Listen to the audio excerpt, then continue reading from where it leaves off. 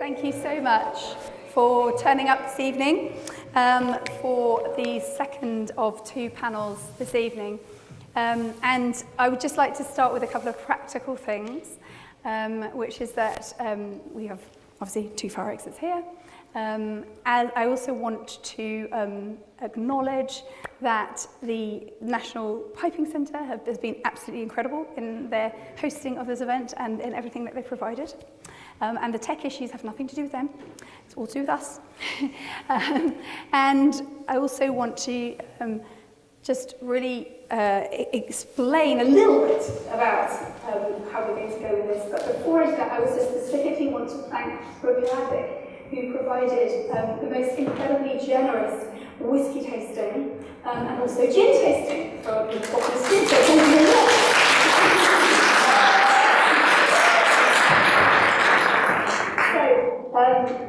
This is going to be a slightly unusual panel, and I'd like to give a little bit of background to that. It's Ecocide International that is hosting this event as another series, a whole series of events over the course of this week. And it's around bringing the concept and word and the upcoming law of ecocide into this conversation around COP26, which all seems to be about lots of goodwill and ambition and making an effort and sort of crawling very, very slowly in a direction we should be really sprinting in. And what we feel is missing is a hard stop parameter of a law that simply says this amount of destruction is not okay, and anyone that makes a decision or an act or a mission which is going to lead to severe and otherwise real long-term harm to nature should be personally criminally liable, and to make that a crime at the International Criminal Court. So to put ecocide alongside genocide, war crimes, and crimes against humanity. In other words, to begin to create the same level of taboo around destroying nature that we already have around destroying each other. Because of course you're not going to go to a government and say, can I have a permit to kill 500 people for my new business, are you? But you can go and get a permit for all sorts of extractive activities, which at their worst create irreparable damage to our planet. So we see ecocide as a very practical, very kind of simple, clean idea that is very much no longer just an idea. There's been a definition, a legal definition, since June of this year, created by a panel of 12 lawyers from around the world, top lawyers in their fields of international criminal law, environmental law and climate law. And the definition that they came up with, remarkable, concise definition, was ecocide means unlawful or wanton acts committed with the knowledge that there's a substantial likelihood of either widespread or long-term damage to the environment being caused by those acts. It's as simple as that. And there is a huge amount of interest now from politicians around the world and governments around the world. There are already 16 plus members of the International Criminal Court that are talking about this at parliamentary or government level, and many more behind the scenes. And business communities are also starting to ask for this. Even the network of the biggest asset managers in the world has just recommended to governments that they legislate for ecocide, which is extraordinary and exciting and needs to be known about alongside all of the discussions that are happening in the blue zone over there.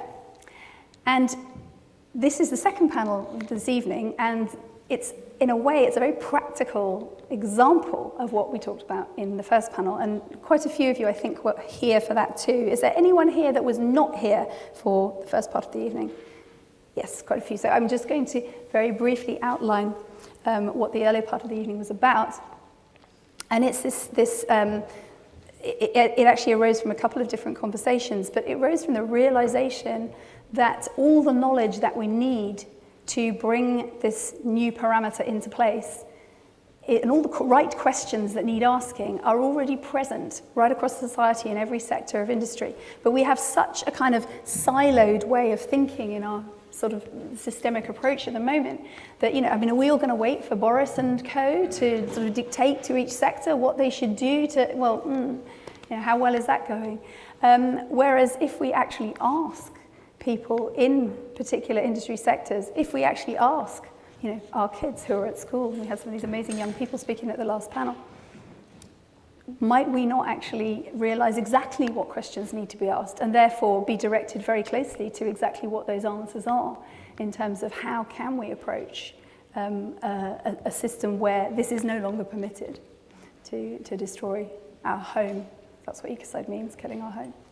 And this panel, which is called Ecocide Law and Fashioning the Future, is looking specifically at the fashion and textile clothing industry and kind of doing a little example right in front of you of how taking some time every week to tap into that expertise could be a really productive thing, and how might that happen in different sectors. So we called the previous panel Friday Afternoon Think Tanks.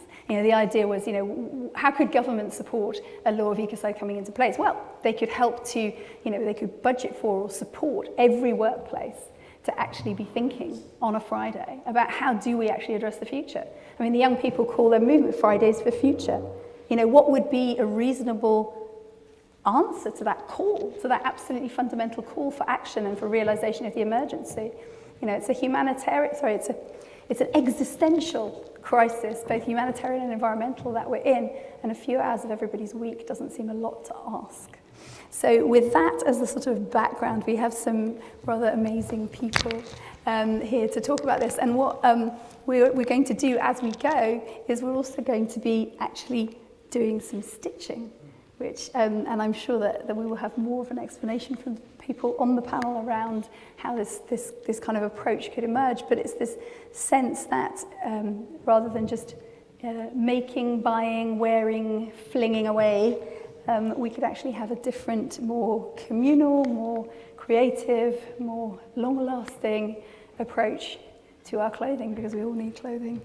And what I would like to do, I'm just going to say, I think it would be really great if everybody on the panel, as you speak, obviously when you're not speaking, you're probably going to be stitching, but perhaps explain what it is that you brought to stitch and why, and give your name and a little introduction to yourself, because I'm not going to do that for you tonight. That would be really brilliant. So if we start off with a kind of a round of people explaining who they are and what they're doing, what they've brought, and then I think I'd probably like to invite Professor Kate Fletcher, who's sitting in the centre here, to kick off then a more interactive discussion. And we'll make it as interactive as we can, given our audio constraints. And we have got a microphone here that will end up being sort of handed around between the panel. So we ask your forbearance on that. And I will just start by saying that I'm EcosiaMairi, co-founder of Stop Ecocide International. And what I am going to be stitching tonight, I'm actually going to be darning this sweater. And this sweater is my favourite sweater, inherited from Polly Higgins, who was the Scottish legal pioneer and barrister with whom I co-founded Stop Ecocide International in 2017, and who is sadly no longer with us. She's my dear departed best friend and colleague. And this is one of the things that I have of hers, and I am absolutely loath to ever give it away, and so I'm going to mend it. And with that, I will I will pass around the circle. Perhaps Kate, if you'd like to start, and then the others can introduce themselves, and then we'll return to you for a kick-off of the discussion. Hi everybody, so nice to be here. I'm Kate. I work at London College of Fashion in the Centre for Sustainable Fashion, and have been working around systems change and fashion and nature for almost 30 years. I'm sewing a pair of gloves that I put my finger through the other day, and I'm repairing the repair that already was there. So. Do you want to go next? Hi, my name's Karen Finn, and I volunteer with the amazing Fashion Revolution Scotland team. Most of you don't know. And we had an amazing get-together last night for the first time in real life for many months, if not years, and it's just fabulous to be part of you guys, so thank you. And I'm mending my socks. I've got a new pup, Sorley, And he likes to eat lots of things, so I'm mending my socks, and this one's for you, Sorley. Hello, I'm Galahad Clark, and I'm a cobbler, but I go around telling people shoes are bad for you. I make barefoot shoes, a brand called Vivo Barefoot, and just like, I guess, eco-fashion and ethical business, I embrace those oxymorons, and I've known Kate has been a kind of teacher and a guide for me for many more years than I think we probably care to admit. Yeah, it's a privilege to be here with her and share this panel with you all. And I did mean to bring a pair of woolen underpants that endlessly have holes in. They're amazingly comfortable to wear, but they constantly get holes in. But I ended up not bringing those, and I thought it'd be a bit inappropriate. So I'm mending Kate's middle. She gave me her middle finger of her left glove to mend, so I'm kind of giving her back the middle finger repaired. Hi, I'm Shawnee. I'm a sustainable fashion consultant. My main focus is on consumer behaviour, sparking cultural change and encouraging healthy behaviours. I have a t-shirt that I got in 2009 when I was working for a big fashion magazine. It was for a shoot and then it wasn't used, so I got to keep it. And since then it's been bleached and worn as pyjamas. And then recently I realised it's kind of cool and I wanted it again, so I'm sewing on a little earth patch that I found. Because there are brands that are doing fun things with patches, but I'd rather not buy new, so I'm creating a version for myself. Hi everyone, I'm Sophie. I'm from Ecosia, the search engine that plants trees. I don't work I don't work directly in fashion, but lots of people use our search engine to find clothes, to find products, and lots of those people are green-minded, ethical, young people predominantly, around Europe and the US largely as well. And so we're all about helping them make those green choices and changing behaviours as well. And I have bought this dress, which is super, super tatty. The bottom is completely destroyed from getting stuck in my bike and also my best friend's bike, because this is a dress that we pass between us as a friendship group. Whenever anyone has a date or something that they want to do in the summer, it's a summer dress. This dress, which is so embarrassing, it's so gross, still gets worn. And actually, we've just tried to commission someone to basically create exactly the same thing because we love it so much. So I love it to pieces, and it's got loads of holes and loads of bits. So I've been busy already. I've already repaired one of the holes. So this is actually a very useful panel. Get to do two things at once. Yeah. Hi there, my name's Lowe. So I define myself as a content marketer and a systems practitioner. What I do within that is I'm also a volunteer for Fashion Evolution Scotland, so happy to see you all here. And I am also the creative director of Sustainable Fashion Scotland, so there's some of us here as well, my colleague Lisa. And we are a community-led social venture, and we focus on connecting the fashion community and accelerating collective action. And I also am really into all things systems and systems change. I've got a definition in my head that I might pop out later for you all. But yeah, just very excited to be here. I also forgot to bring something to sew. I'm still learning to sew. I'm not great. No, I don't give me that responsibility. But the last thing I mended was a pair of denim shorts that I bought in Toronto when I went for study abroad and didn't pack for the correct weather. And I recently mended them with my friend who I also work with on Sustainable Fashion Scotland, Cassandra, who taught me how to sew. So that was a really nice experience and lots of memories in that one pair of shorts. Karen, I don't think we've heard from you yet, have we? Oh, we have. Okay, good. So I think when we talk about fashion and sustainability, I suppose what we're talking about is fashion within planetary limits. Although very few people see it that way, that's actually what it is. And there's a really huge question in lots of the stuff around fashion, largely because fashion is framed as shopping for new clothes. But it's much bigger than that, and it's much more bounded than that. And one of the things that movements around sustainability and fashion rarely do is talk about what these restrictions are and how we can pull back from the limits, how we can choose not to push through the limits, planetary limits, including with clothes. And there's so many ways to talk about that, but primarily the big question that we need to talk about is, of course, the logic of economic growth and how we can navigate in different ways what it means to be dressed, what it means to express your identity, to build community, and lots of other things with clothes, but in a system that's not continuously growing. And this is where all of the cruxes are. This is where all of the pain and the difficulty, questions around employment and livelihoods and opportunity, and it's also where the real pleasure sits with fashion too. So something that's so profound about fixing stuff is that it's, I suppose, this sense of agency and giving yourself some control back over what you can do and how you can frame things differently. And certainly I think questions around nature and placing a new sense of a natural understanding at the centre of fashion is important. But this isn't just about eco-friendly materials, sticking them in the same or the old system. It's about transforming that into a whole new way of thinking. And I think that that's probably what many people would like to talk about now. Shall I pass back to you, Jojo? Sure. So can you hear me? Yeah.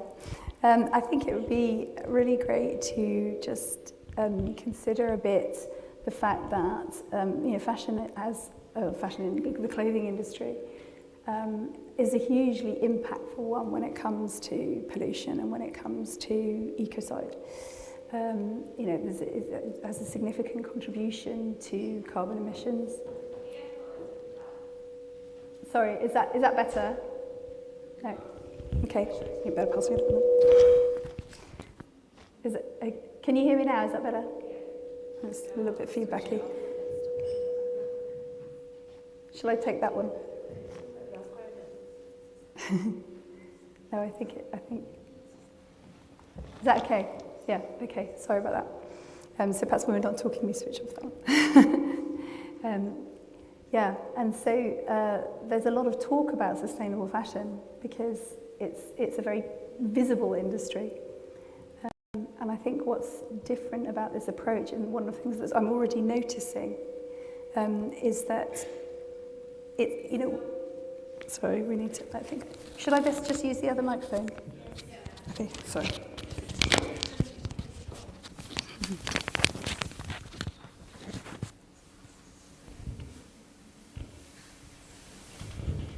Okay, apologies for the technical challenges. So what I'm realising is that from what Kate's saying already is that the fashion industry has some perhaps more profound things to think about than where it's sourcing its materials or whether it's and this also of course intersects with things like the plastics industry because a huge percentage of plastic that we use, I think it's over 50% of the plastic that's used is actually in clothing. So there are a whole number of things that need examining around this. And the other thing that I'm observing very quickly actually is that I can darn. I was looking at myself and I was thinking, my God, I can darn. And I don't know how many people these days can darn, or know how to darn. I was taught this by my mother when I was really quite young. And I thought when I sat down and I actually borrowed her darning mushroom to stick up the sleeve so that I could darn. And I actually realised that I've done this quite a lot and I haven't ever really thought about it. And I think that these are sort of skills that have been really lost, I think, in many ways. And I'd love to know from different panelists as we go, how much of how many of these kind of skills you've actually encountered in your life, because I think this is something that it feels really amazing, as Kate was saying, to actually be sort of creating. I've actually closed a hole in the time that all of those people were speaking, which I'm just like, wow, I now have a functional jumper sleeve. So I find that really exciting. I want to come back to just some thoughts around bringing in the idea of a law that would prevent serious harm to nature. What are you? And this can be very free form, because this is a discussion. This is not a sort of presentation as such. But what are your feelings around and thoughts around how that might affect what you do in your aspect of the fashion industry or the clothing industry? And I'll actually just pass directly to my left and ask Galahad first.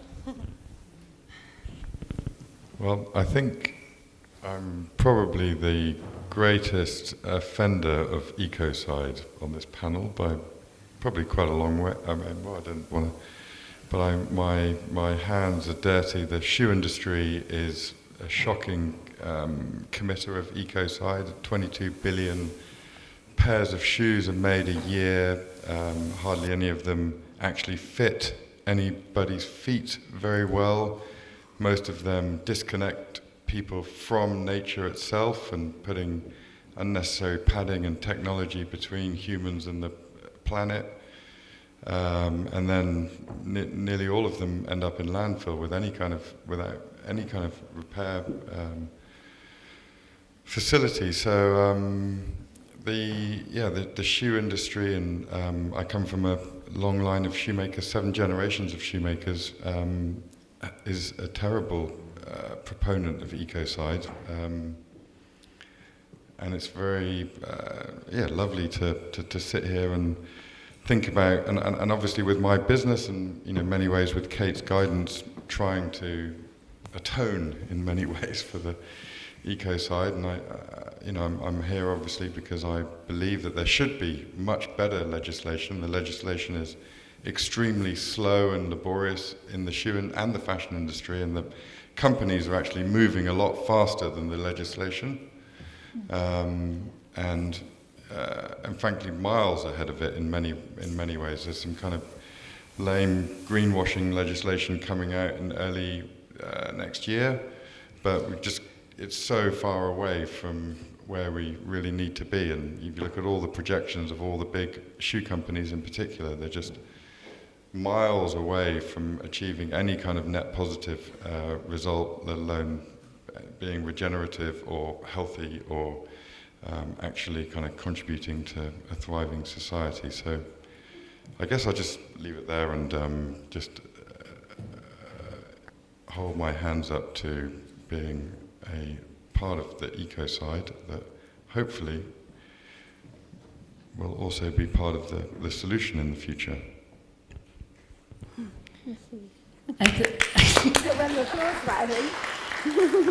I'm struck by your feeling of guilt. You're putting your hand up and you're saying, oh, it's my fault. And I think a lot of us feel that guilt. It's I should have seen this coming. I should have done something differently, I think. And then there's blame.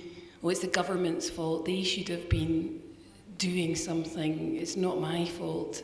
I think that's just a really interesting conversation to see who takes responsibility and how we work with policymakers as opposed to blaming each other, but also not taking the weight of it all on our shoulders, which I felt you were maybe doing a bit there. It's like, anyway, that's just an observation. I'll pass it on to Shawnee.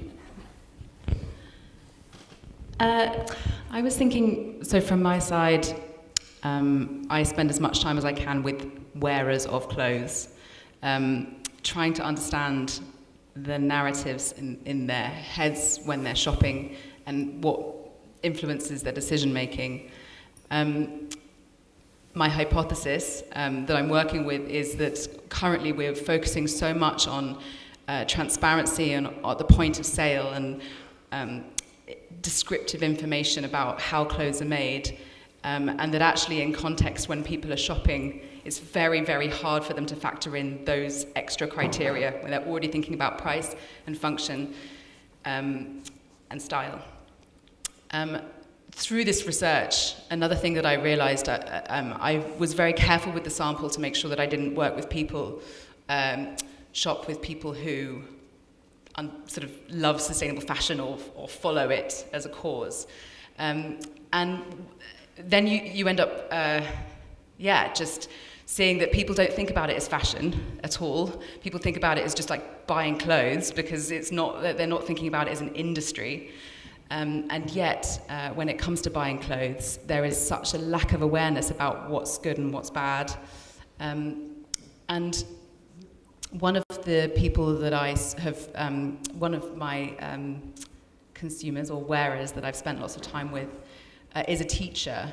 And she was saying that when you're choosing a school or when you're finding a tutor, there are laws in place that allow you to very carefully and with a lot of trust and security find the right teacher for your child, knowing that you are sort of held within laws that you trust and understand. And that is something that is completely lacking from when you go and buy clothes.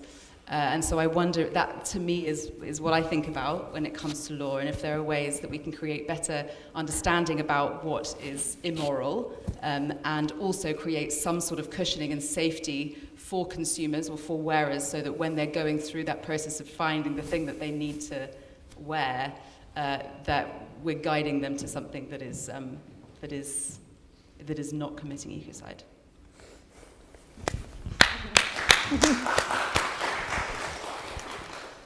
Absolutely, and just to the point around kind of policymakers and working with them. So I'm the head of policy at Ecosia, and we spend a lot of time talking to policymakers around the tech sector. Obviously, a few large search engines out there. One in particular, for example, that we spend a lot of time when we're talking about regulations and how to keep people safe online. How the ad industry, for example, which is a big perpetrator when it comes to kind of consumerism, which I'm sure we'll get to as well at some point. And ultimately, unless businesses who believe in something, speak about their values and group together in coalitions, write letters, basically do advocacy in, whether it's in London or Brussels or Washington or wherever, unless there is that level of coordination and effort put in by businesses, policymakers won't listen necessarily or won't do things fast enough. So I think it's really great to have these kinds of discussions, these sectoral discussions when it comes to ecocide. The tech sector, I think, the internet emissions, it contributes, I think, 3.7 roughly, if not more, depending on what studies you look at, of global emissions. So that's the same as all air traffic. So my sector is not at all, it's everyone thinks, oh, we've all gone online, and that's a good thing for the environment. It's not. There's also really, lots of real-life consequences for this virtual world that we've created, whether that's servers or cables under the massive data centers, huge servers, the amount of energy that needs, cables under the oceans, that kind of thing. There's ecocide happening in the tech sector at a vast scale, and that needs to be regulated. And so, but I mean, obviously there's a link with fashion because we're talking about consumerism as well and all of that. But my point is that every sector, where there are advocates for ecocide, need to be very vocal. I think we've obviously got some advocates here as well, so it's really great to get that momentum going. Thank you. I guess I just wanted to add that maybe for people that don't know much about fashion, the industry isn't regulated at all compared to a lot of other industries, maybe like food, where there are more laws. For example, when you see a fashion company, do their annual report or their sustainability report, often that's them auditing themselves. There's not an external garment adjudicator, there's a Trade Craft Exchange. They're doing a kind of campaign on that right now. So law doesn't really have much of an impact on fashion right now, and I guess too, fashion is very complex. So it's it's not just the garment, it's everything from the raw materials, the design, to the end of life after that garment is done.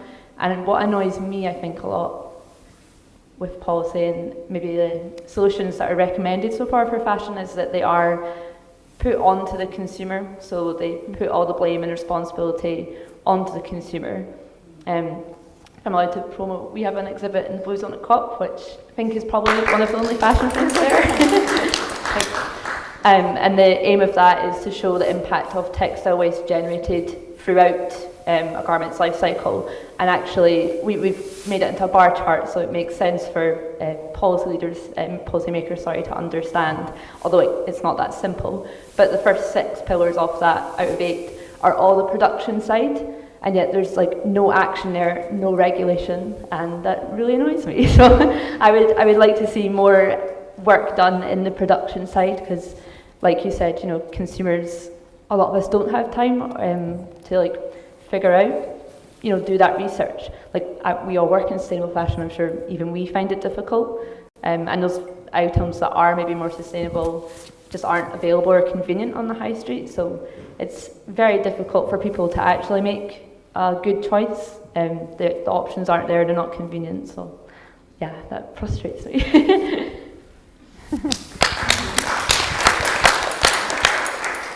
I just wanted to add to that. I completely agree, and what I wanted to just extend that was that this participant that was a teacher actually just said to me, isn't there like an Ofsted for fashion? Just assuming that there should be, because in so many other industries you just have that level of regulation, and so there's just an assumption that they have that level of regulation.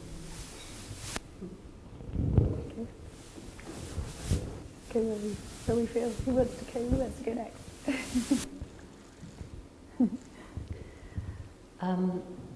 There's many things, I think, that we end up talking about when we think about change, including in systems like fashion. And we tend to start, if we follow the advice of systems thinkers, we tend to start probably in the places where change is not going to make the biggest effect. And we tend to start by talking about materials. And it is important, material knowledge is always important, and it goes on to have material impact in the environment. But actually the biggest change comes from thinking about the purpose of the system, about fashion culture itself. And I think some of the biggest implications for Ecocide start with us thinking about what is it that we want from this sector and beginning to take that on. When we only lead with questions of materials and what you can buy, you're really limiting in terms of what we can go on to do. And I suppose that's the chance for all of this. We know that something like 65%, perhaps even more, of world textiles are all made from synthetic materials, with huge consequences, spanning global manufacturing industries and microplastic pollution more recently that we've come to understand. And all of these questions are linked inherently to a system that's growing larger and larger over the last 30 years. We've worked really hard, many of us, to affect change, and in that time the impacts have grown year on year because the sector is growing larger the whole time. So that's the real question that we need to deal with, and I think the Ecocide law gives us that opportunity to afresh to talk about that in a new and different way, and we really are very grateful. So thank you.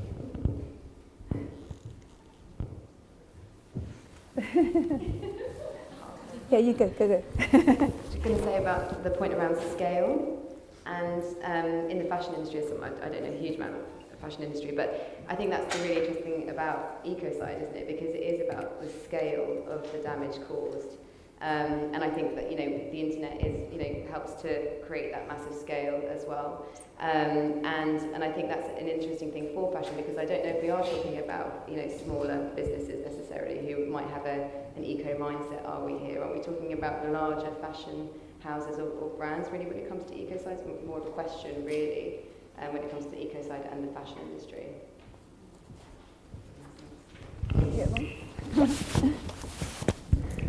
This is an incredible. It has to be an incredibly collaborative discussion. And actually, it's interesting that over the last year and a half of the pandemic, we've had this situation where most of us have been meeting on Zoom. So everybody on this panel, in fact, some of them I haven't met at all, but ones that I'd met on a screen. And that's kind of how a lot of decisions and meetings and so on are happening. So there's something, and that's been really interesting because it's a mixture of a kind of democratization where there's no podium, everybody's the same on a screen, everybody's equal, and actually it's made a huge difference to our campaign, for example, because it means we've been able to be in forums that there's no way we could have reached if that wasn't the case. And yet at the same time, I think it also speaks back to what Sophie brought up earlier, that we deeply miss this ability to kind of interact in person. And this particular, because of our particular technical constraints, this is actually a bit weirdly like having a Zoom meeting in person, because because you can't talk you can't talk over each other. You actually have to give each other space to talk. It's like having a talking stick. It's actually not bad in that way. It's quite interesting. And quite a sort of this whole sort of idea of hybridity, I think, is something that's really that's described sort of events that are sort of on screen and in person. But I think that's something that is kind of emerging as a theme for me anyway in so much of what we're doing. And I think it's also shown in the way that all the events that we've run this week have all been addressing different ways that this law could apply or relate to different contexts, whether that's next week's Monday event on Indigenous perspectives and sacred guardianship, alongside legal guardianship, whether it was yesterday's about how to deal with this in the financial world, and today's as an industry thing. So I think that's also really interesting. I think there are a couple of themes that have come up around the consumer versus the sort of going to the top, if you like, the biggest companies and going to source. And this law does do that. I think the corporate PR machine has done a great job of making each one of us feel responsible for the climate crisis, and somehow, we're just supplying what you're demanding. Well, of course, that isn't the case. That demand is created by the advertising industry to a large degree. And we are not just consumers, we are citizens. We are citizens who are given options, and those options are decided by people at the top of industry and government, and that is why it matters for something to be made a serious crime that can apply to people that might otherwise consider themselves to be above the law. And what I'd really love to do, which we weren't able to do in the last panel, is potentially ask the audience whether there are any questions or anything that springs to mind for them. I mean, we can continue discussing, but if you have questions, it would be really great if you'd like to potentially either come to the front if you're brave, or I can bring this to you. Okay, I think you might need to come to the front, otherwise we're going to have a serious feedback issue at the back. But do come forward, or call out and I'll repeat, one or the other. Thank you so much. Okay, sorry. Sit on the hot seat, then the camera will get you. Okay. Well, I run a company doing solar thermal, and we are trying to sell those solar collectors to textile companies. And what we learned then is that in their evaluation of suppliers, they haven't yet included the parameter CO2 emissions. They evaluate many things, but they don't evaluate the CO2 emissions. Would that be an ecocide crime? Thank you very much. I think simply the not evaluating CO2 emissions on its own probably wouldn't be a crime. But once this crime is in place, it will be any act that, with all the knowledge that's out there, whether that's in the knowledge of the person making the decision or available to that person, with all that knowledge, if the decisions that are made actually threaten really severe harm to nature, then yes, potentially that could come under ecocide. So if that's the level of impact that it has, then yes, potentially it could be. There was another question. Yeah, of course. I mean, there's no question there's a massive problem with businesses, and you made the point earlier about effectively being able to choose what they report on. and what they audit themselves or don't audit themselves on, and which parts of the supply chain, especially if they don't own those parts of the supply chain, they take real responsibility for or not, and ultimately put into their annual reporting. And I think that's a huge part of the problem, is that there's a massive sort of make up your own rules thing going on in the fashion industry. That and no one's. It's a completely unfair. It's a completely uneven playing field on that level. So it needs a massive amount of making apples across the whole industry, as it were. And there's a long way to go there, and everyone is just sort of picking the bits they want to pick and ignoring the bits they don't. And there is a lot of wonderful reporting going on, but it's frankly a lot of it just wonderful stories.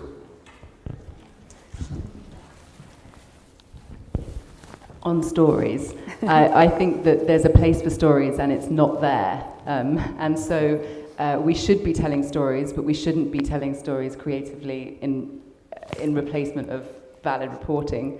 And I think that it won't be enough in fashion because it's so powerful and it's an addiction for so many of us, including myself.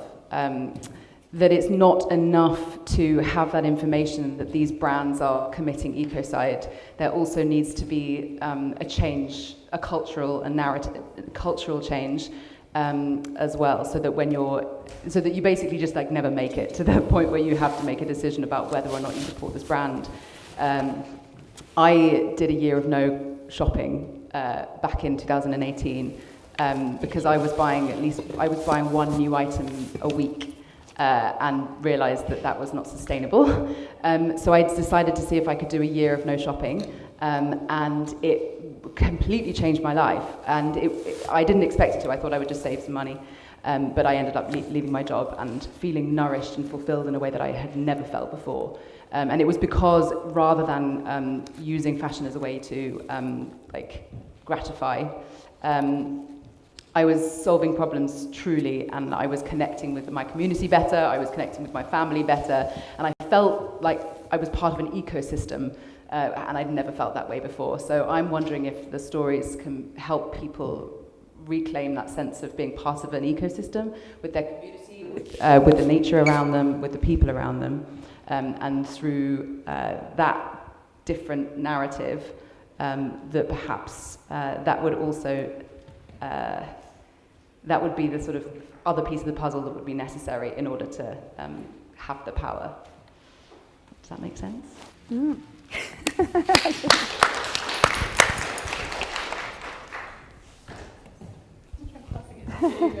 I'm actually go. Carrying on the questions about what would constitute ecocide. So would a brand that's just making polyester that goes on to create microplastic pollution be liable for ecocide? That's a really excellent question, and I honestly, at this moment, I don't know. But it strikes me that if if the knowledge is there and it's available, and we have the metrics to show what the impact is. And that effectively that could be decided on, a decision that affects that could actually be pinpointed, then potentially yes. Because I think actually what I'm realising from this discussion is, how many specific areas this is really going to affect. I mean, it's going to be huge actually. And already the kind of ideas that have been coming out of this panel, from Mary to everybody, it's really remarkable the sort of depth of thinking that is already present and just would be supported by having this parameter in place.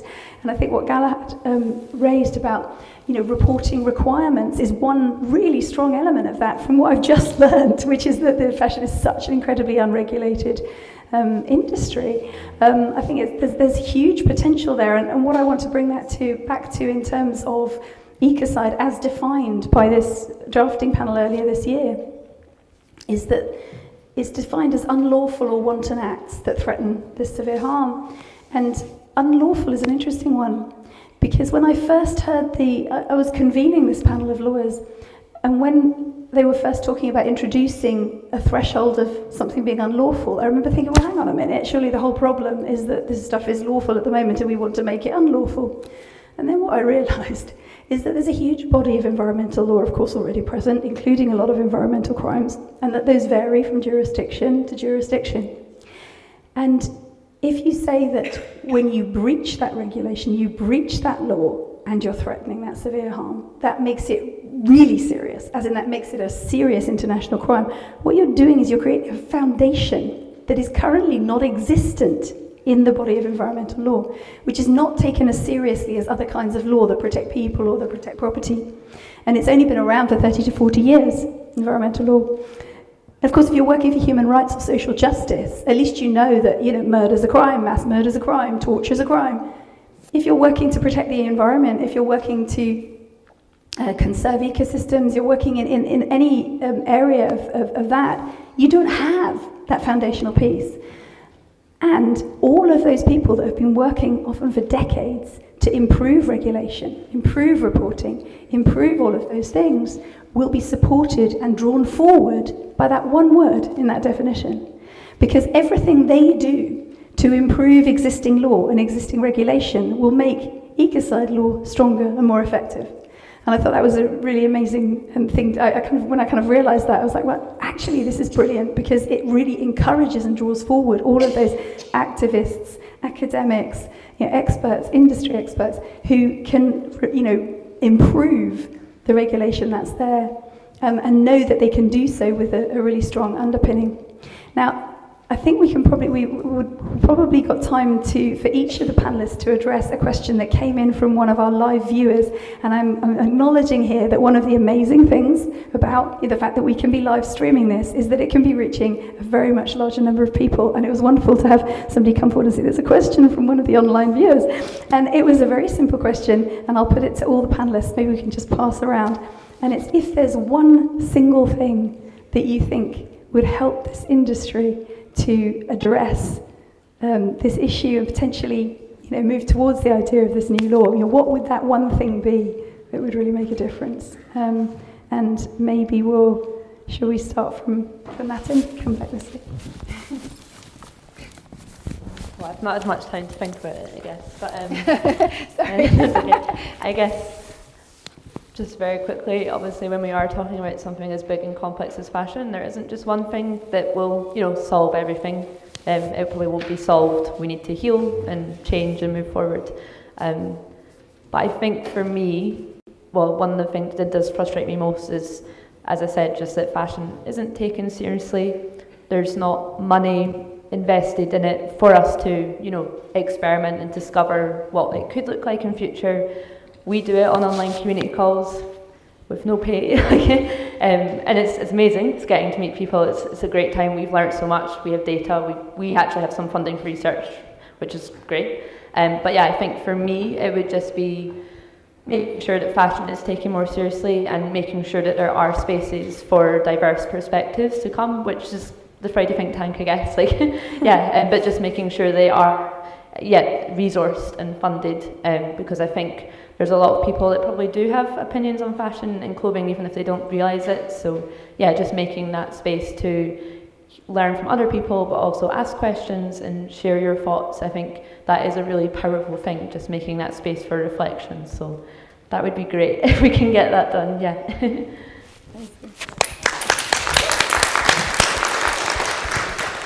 I would say that Ecocide sounds like it's something that should be for kind of heads of states, and because of at the ICC and the process of getting this adopted. But ultimately, it needs all of us to be really vocal about it, whether that's signing a petition or getting your industry and sector, your business to be really vocal. I mean, Ecosia of the campaign because we believe it's the right thing to do, and other businesses I think should get behind it. and take it to their respective kind of policymakers in whichever country they're based, and just really highlight that this is something that needs to happen.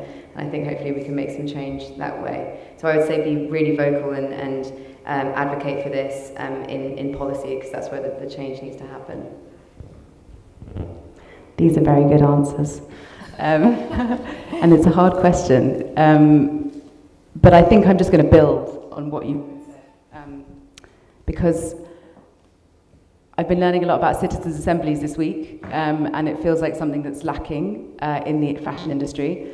It would be interesting to think of all of the areas where fashion extracts, like from natural resources, from the well-being of garment workers, and also from the well-being of wearers as well.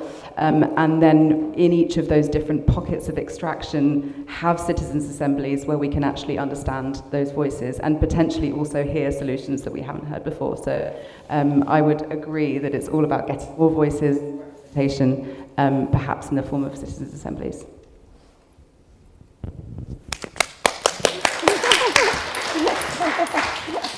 Yeah, great answers. And I would like to connect what happens on the small scale with what happens on the big scale. So to find a way to use it to slide up and down the view, so you see the cumulative big picture and recognize also what you can do on a small scale, individual level. And I think that is a really exciting and powerful way to begin.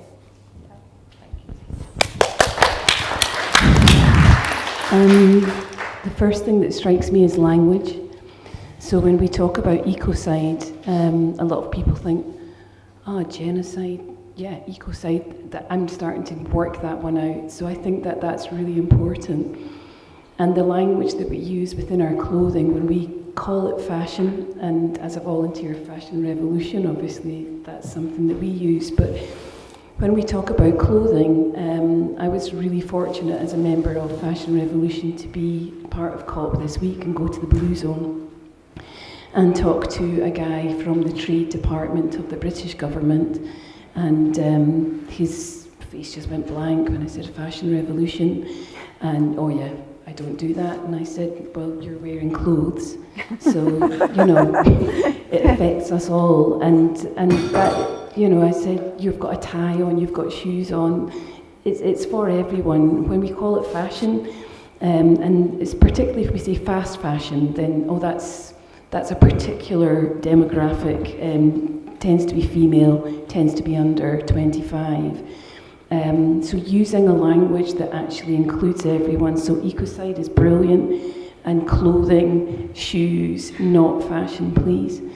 Also understanding our own power within us.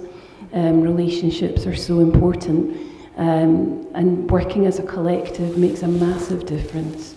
So signing petitions is great, but what we've had here just now is an example of what Fashion Revolution Scotland's done online with stitching discussions. We've actually sat on Zoom and been stitching and chatting to each other about everything in life, including the environmental and societal justice that clothing doesn't allow for. So that's really important. The collective is vital. Sorry, that was more than one thing, but I hope it was helpful.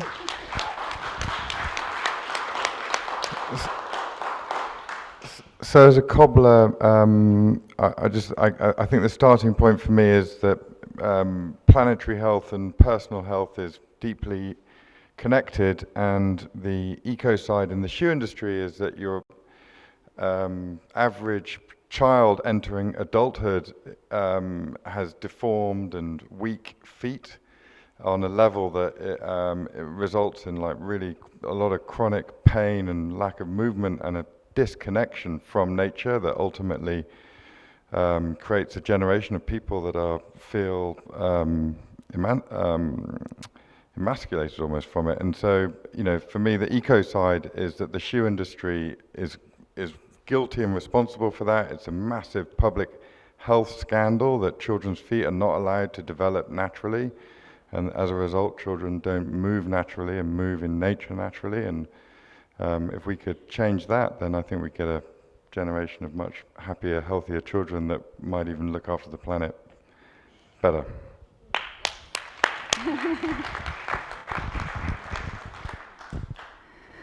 Thank you.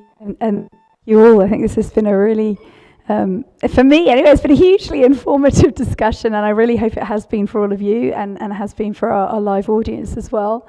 I just want to pick up on one thing which Karen was talking about, which is this sort of sense of agency, of, how much we can actually engage in what's going on. We get people I get people asking me all the time, well, what can ordinary people do, towards, fixing climate change or, addressing ecocide? And it's like, what makes you think that I'm not an ordinary person? It's like, I turn the tap off when I'm brushing my teeth, and yes, I turn the light off and try and remember to do so. But ultimately, we all have the power to do a lot more than that. We all do. And for me, that's what this sort of, in a sense, what this idea of taking some time every week to genuinely address those big questions starts to unleash the potential we all have within us and the knowledge that we all have, and start to think about the knowledge. Even just the few minutes at the beginning of this panel when I was darning that jumper, okay, this is actually stored knowledge that I have that wasn't even really thinking about. And there's so much that we can all do with that. And so another question that sometimes people ask is, I got two questions. And I've not talked about these in front of an audience before, but one is people say, how have you made a career out of your activism? I was like, I haven't made a career. I'm just trying to get something done. If what I do works, I won't have to do it anymore. And do you know what I'd like to do when that happens? More darning. I'd like to actually make clothes, because that's what I like doing. I like getting the things that are on my shelf and doing something different with them. And for example, my husband's trousers that he doesn't want anymore become my handbag. That's what I do in my spare time. That's my bliss, is to sit there with an old Singer machine from 1920 something with one stitch and one stitch only, doesn't even go backwards, and just kind of invent stuff. I never have time to do it because I'm too busy telling people about Ecocide. But yeah, so we all have agency, and we all have things that we love. And I've yet to meet somebody that is, or calls himself an activist, or anyone else thinks of as an activist, that hasn't been outraged by something. Doesn't that make us all activists? Actually, we're all probably pretty outraged by what's happening on the planet, and we all have those particular areas that make us outraged, and we all have things we love doing. So why don't we apply the things we love doing to the things that really piss us off? And then I think we're going to see some really, really interesting change. And I just want to thank everybody for coming tonight. Have a fantastic weekend and great rest of your COP. And I hope you make it to the end all right. Thank you all.